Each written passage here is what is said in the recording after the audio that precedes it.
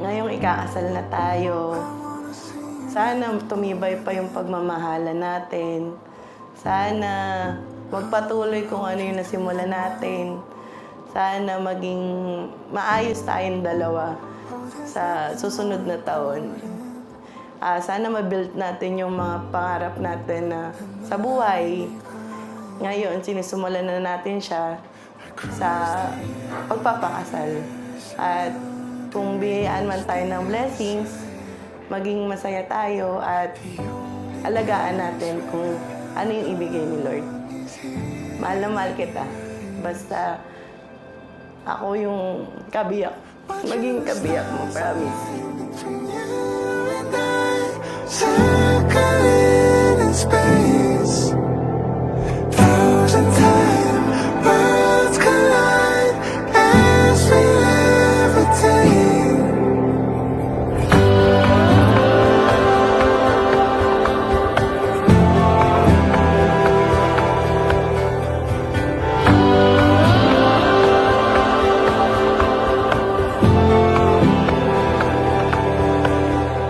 Salamat sa lahat. Salamat sa mga pag-aalaga niya, sa pag-iintindi niya sa akin. Basta, ang dami pa eh. Hindi ko lang mahisa-isa. Basta maraming salamat kasi dumating siya sa akin. Babe, excited na ako para mamaya. Actually, nakaraan pa. Lagi naman ako excited. Yun. Alam ko naman sobrang ganda mo. Kita tayo mamaya. Across the universe alone to reach the Kung i-describe ko si JB or Babe, sobrang mapagmahal sa magulang. Kasi dun talaga ako, yun talaga pinaka-hinanap ko. Yun. Maging responsable, mapagmahal sa magulang, yun. Kasi pag ang lalaki mahal mo magulang mo, mamahalin ka rin niya, nang higit pa sa kaya niyang ibigay sa magulang mo.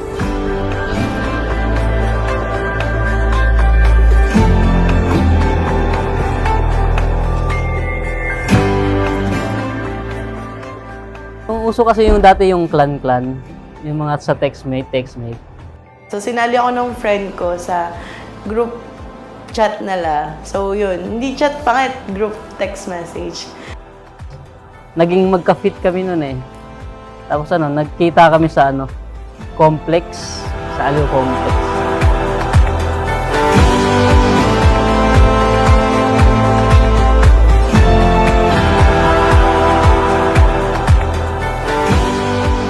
Ay, Shaira, ngayong kasal na tayo, pinapangako ko na magpapakatatag ako. Lagi kitang intindihin. Basta, kakayanan ko lahat. Magiging mabuting asawa ko sa'yo. Ingatan kita, alagaan. Mahal na mahal kita.